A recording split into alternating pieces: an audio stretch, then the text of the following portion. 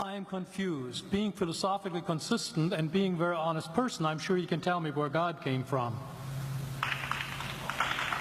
And in addition, once you've told me where God comes from, please try to clarify how you can figure that a spiritual force can have an impact on a material universe to create it. I think that some years ago we already talked about that kind of thing in philosophical circles at any rate, by posing the question, if angels are made of spiritual matter and a pen is made of material matter and spiritual matter displaces no space, how many angels can dance on the tip of a pen? I have a sense of sort of reversal experience here, but please do, go ahead. You got 5 minutes. Now, I just want to know which question. That's all right. You may take the rest of the minute. We're supposed to do one question at a time. Which one would you like? That was part of the format for the debate. So which question? I want you to fill in the story of the rest of the beginning of the universe. God, spiritual matter, impact on material matter. Okay. So 2 questions. All right. Go ahead. All right, your question, where did God come from, assumes that you're thinking of the wrong, obviously it displays that you're thinking of the wrong God, because the God of the Bible is not affected by time, space, or matter. If he's affected by time, space, or matter, he's not God.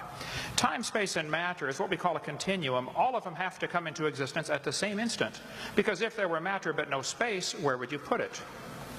If there were matter and space but no time, when would you put it? You cannot have time, space, or matter independently. They have to come into existence simultaneously. The Bible answers that in 10 words. In the beginning, there's time. God created the heaven, there's space, and the earth, there's matter. So you have time, space, matter, created a trinity of trinities there. Just, time is past, present, future. Space has length, width, height. Matter has solid, liquid, gas. You have a trinity of trinities created instantaneously. And the God who created them has to be outside of them. If he's limited by time, he's not God. The guy who created this computer is not in the computer. He's not running around in there changing the numbers on the screen, okay? The God who created this universe is outside of the universe. He's above it, beyond it, in it, through it. He's unaffected by it.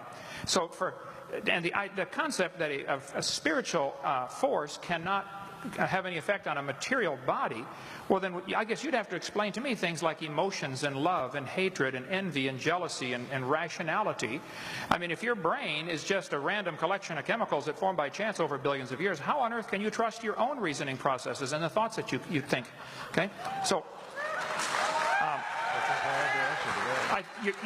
your question, where did God come from, is assuming a limited God. And that's your problem. The God that I worship is not limited by time, space, or matter. If I could fit the infinite God in my 3-pound brain, he would not be worth worshiping, that's for certain. So that's the God that I worship. Thank you.